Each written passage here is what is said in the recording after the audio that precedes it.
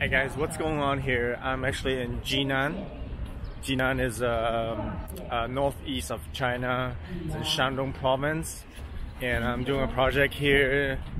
And yeah, it's excuse me, just ate some food. April 18th, Saturday, a little overcast today, around 20 degrees. It's pretty nice here. So before I leave the city, I want to give you some updates here. So when I came in here, they had still, a month and a half after the, loosening the strict measures here. They're still pretty strict actually. They lifted the restrictions, but then they're still very, very strict in terms of contact tracing and tracking everybody else. So when I came in, walking through the security here, the checkpoints here at the train station here. Sorry, I just had to clear my throat. I had this lunch. It was so salty. Oh my gosh. So kind of dehydrated from that sodium. So where was I? So I walked through the security, and same the usual contact tracing me. I had to scan a code and then fill out some information for my passport and all that stuff. And then at the end, I had to give them a fingerprint on this old school fingerprint when you press your thumb on the ink, and then just put a fingerprint on a paper, sign that you declaring basically that you've been here visiting the city and stuff. So yeah, that's the first time I've encountered. So very interesting. But this city, Jinan in Shandong province, is pretty strict in terms of containing the virus, and they take it very seriously. Every restaurant you go to, you have to sign in, scan a barcode, or show them a barcode, and put in all your information, your identity card number and all that stuff, and passport, what have you. And so they've been doing this pretty well here in China. So if I were to put this in percentage, they're doing contact tracing about 90%. But most of the stores are doing it, especially this city. Whereas, let's say, compared to Europe, let's say Germany, where I'm kind of familiar because people sending me stuff over there, information. I talk to a lot of people there. Probably, I don't know. I'm not sure even if they do any contact tracing at all. I mean, as far as I know, maybe, to give it some credit, let's say they're doing it on a scale of 5% only. So, but I haven't heard anybody doing this in Germany. But I heard the city, Jena, in the eastern part of Germany, they're doing mandatory wearing masks and stuff. So they're doing pretty well. I mean, it's not done nationwide. It's just on their own region basically. But yeah, that's kind of the thing that they're kind of really bad at this. That they can't enforce the law nationwide. So it's up to the city and the state doing this. So yeah, one state is doing well and the other states suck, and because of the inconsistent federal laws and over there. So what else is going on here? So a few updates. China still has 1,700 cases left, and then it's coming down slowly. And the States has sort of reached a peak, which I predicted, around 500,600,000, and Germany and the rest of Europe, they have sort of reached a peak, and now they're thinking of lifting some of the restrictions stuff. I mean, seriously, you at the height of a peak, and you already trying to lifting up the restriction. I mean, it's too early. I mean, It doesn't really take an expert to predict, you know. I mean, me as a layperson, I was able to predict most of the numbers already, in my prior videos and stuff. And you have all these experts and stuff debating over whether they should have an app created, and then fighting with the private companies, you know, all that stuff going on, while China is like moving like light speed and just like getting it done. I mean, seriously.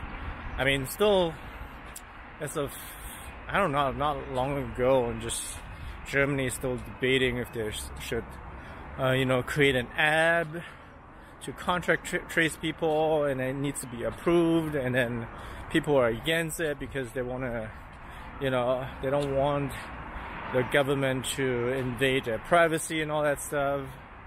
It was done in a second here. I mean, like, I mean, people are very arrogant to think like they're so important, like, really. I mean, it's for the safety of people. I mean, who cares? I mean, seriously. People think they're really important. It's like, oh, no, you're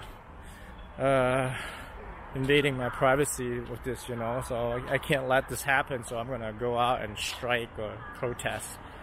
I mean, I haven't followed the news as of late, Western news and all the mainstream media and stuff, but you know, you don't come here to get mainstream media and stuff, you know. You want to see what's really happening here, basically. I mean, so what's happening on the ground here as I speak? I mean, I started working at the beginning of March already. I'm back at work, so I've been to, I don't know, dozens of cities already. Like, that's over 12, I guess. Yeah, around that or more. So the process is pretty much the same everywhere. You know, wherever you go, contract tracing. Yeah, make sure people were actually at the beginning of March, like, they kind of officially kind of let go of the mandatory mask thing, but people continue to wearing the mask because yeah, it's just for their own security. And yeah, I myself, like, I feel kind of weird if I forget my mask and not wearing it, and people will look at you if you don't wear a mask. But it's the opposite actually in Europe. I don't know about the States. It's gotten better. People are actually starting to wear masks. But yeah, so I'm gonna wear this until this thing is over. No, like really over. Like, we have to actually, I mean, China's pretty much over it already. But the problem is, like, outside of China. Actually, lately, there's not the second wave, but a lot of cases of returnees from, you know, foreigners or Chinese people returning to China. And that's the biggest second wave so far. We have, I would say, several hundred cases. So, yeah, that was pretty severe. Now, at the beginning, there were just closing some of the borders, like major cities and stuff, and suspending flights and all that stuff. But now they see a lot of cases from Russia coming in, you know, from northeastern part of China, Heilongjiang. Yeah, we see all this increase of cases of maybe 80 or 100 cases and stuff. So they closing the border to Russia as well. You know, it's like, we're not gonna risk it and just we don't give a shit. We're just gonna close the border, and I think, which is good. I mean, you know, we done all this work for several months here, and now, you know, you wanna you want this to come back? No way, man. It's been such a burden for a lot of people and the economy and stuff. So it's, yeah, at the height of the peak, you know, I mean, in Europe and the US, they want to lift the restrictions already. I mean, I think people, that's too dangerous, too early, and too stupid, I think, doing this, you know. Of course, I think they worry about the economy and stuff, which is understandable, but That's why China took a lot of, like, way more, like, the economy is so big, 1.4 billion people. So that's a big sacrifice they made. You know, at the beginning, you know, you see a lot of people and some foreigners complain about being quarantined, having to stay at home, not being able to go out and stuff, or partially. And it's really, oh, the overcast is just killing me. This bright sun, the bright kind of overcast light here. But anyways, I'm really thankful that, you know, I only had to stay home, not doing anything else, because if you were at the front line, medical staff at the front line, yeah, endanger your own life. And I mean, we're pretty fortunate that we didn't have to do it, you know. And before, you know, that happened in China, you know, you see a lot of medical staff got infected, and maybe some of them died and stuff. Western media like laughed about it and stuff. Oh, saying, oh no, you see, this is what happens when you don't take care of that and stuff. Criticize China on a daily basis, constantly. Now that's happening in the States and stuff, you know. Now they get a taste of their own medicine. The same shit was like, you know, criticize China about quarantine people, like strip the rights of the individuals and stuff. And yeah, and then now they're doing the same shit, and then it's okay because they're a democratic country and they can do this, and China cannot do it because it runs on a different system. Yeah, now they're playing the constant blame games and stuff, you know, on a constant daily basis. The Western media is very powerful, you know. They've been doing this since, you know, media is predominantly owned by those media moguls, you know. So yeah, they can pretty much do everything they want. Basically, if there's a positive news out there, they can make it negative. So people have to be very careful. That's why the Chinese government need to address this issue. So you need to be careful what you're sending out. Even the slightest mistake or even positive message that you're sending out and making it negative. There's no such thing like good news from China. For Western medias, there's only bad news out there. So now we are, you know, I started going back to the process. So I started working at the beginning of March, and now we are a month and a half into this easing the restrictions here. So yeah, it's gonna continue like this until we get to the numbers like 0 cases, but then we still have to continue to wear the mask, you know, until the international cases have come down significantly. Yeah,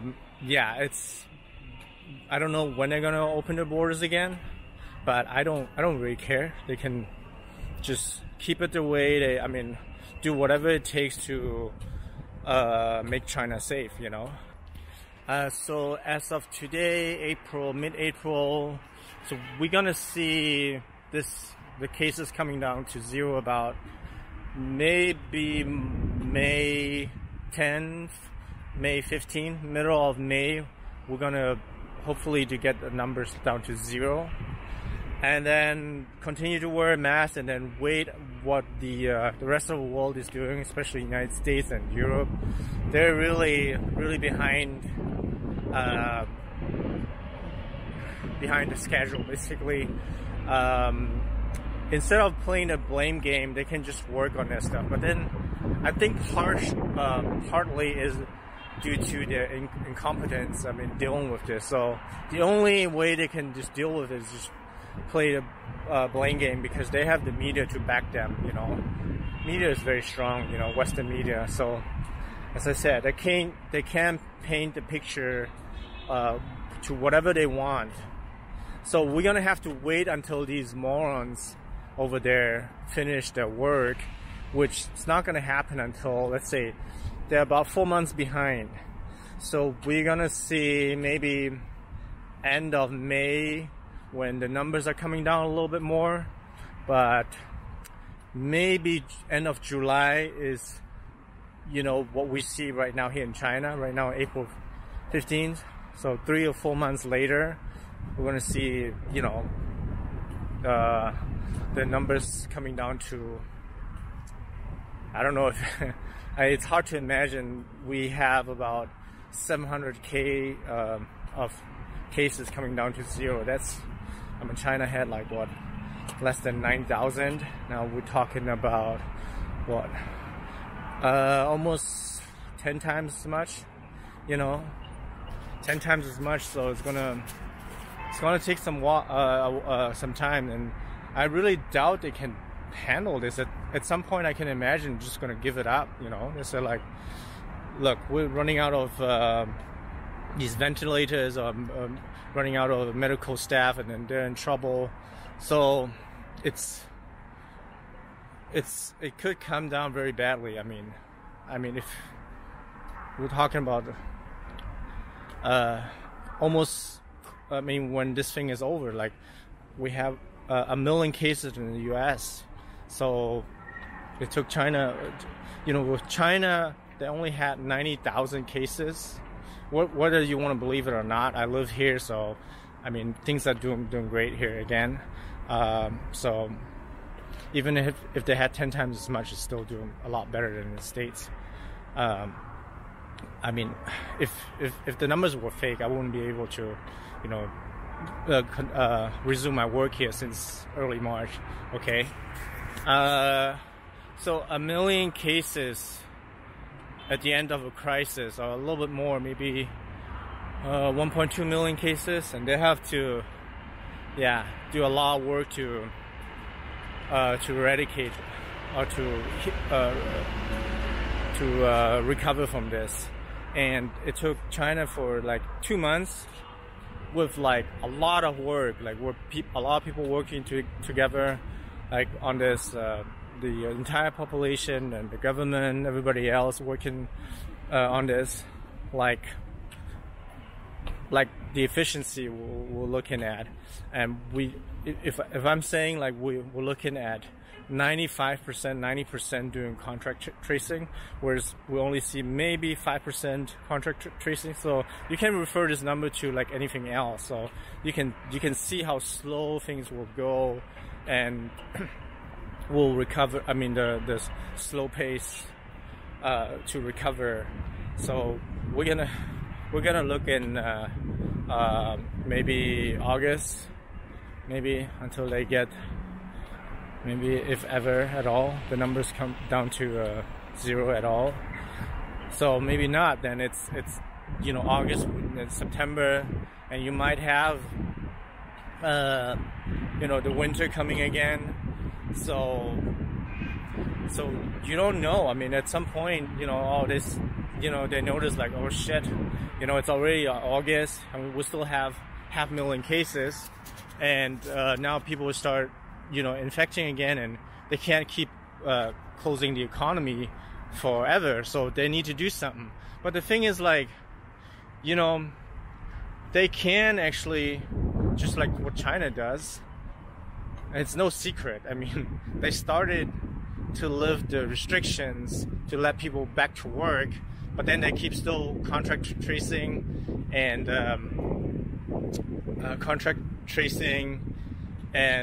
you know, check everybody else, and then wearing masks and all this, like keep social distancing and all that stuff to prevent people from getting spreading the virus and stuff. But if you don't do any of that in the US, it's, you know, and Europe, it's not gonna help. So it's not gonna happen. You know, you gotta do your fucking homework. You know, you can't just like do a half-ass job. You know, to, you know, when the medical staff, they're sacrificing their work, their life, you know, saving people, and then to heal everybody in the hospital, and then and only you know, these people doing their work and then you going out and infect other people again. This is pointless. I mean, this is so pointless. I mean, that's a no-brainer. And then I don't, you know, most of the Asian countries that were able to do this, Korea, I'm not sure about Japan. I mean, there's been some scandals about Japan having some issues. South Korea, Vietnam, Thailand. Yeah, I think a lot of people take, I think, as a good example of Korea, but they never credit China for doing a good job because it's a non-democratic country. That's why they don't credit China for whatever good it does. You know, it's like always mentioned about South Korea. You know, and I say always Taiwan did a good job, and Hong Kong, but Hong Kong and Taiwan is part of China. So, alright guys, that's enough rant for today. Just yeah, before I leave the city, I'm headed to Guiyang today, and then yeah, we'll see what's gonna happen. So I'll see you guys next time. So I can see a lot of people lining up there before they board on this plane. They need to scan a bunch of code. In this case, it's like you need to scan like 2 codes to be eligible for this flight. In my case, I got this one and I got another one. So it tells you like where you have been in the 14 days and other information stuff. So that's pretty cool, you know, to make sure you're not infected and all that stuff here. So people are still, you know, scanning, and a lot of old people don't know how to do this, you know. I don't know either, but my assistant is helping me out.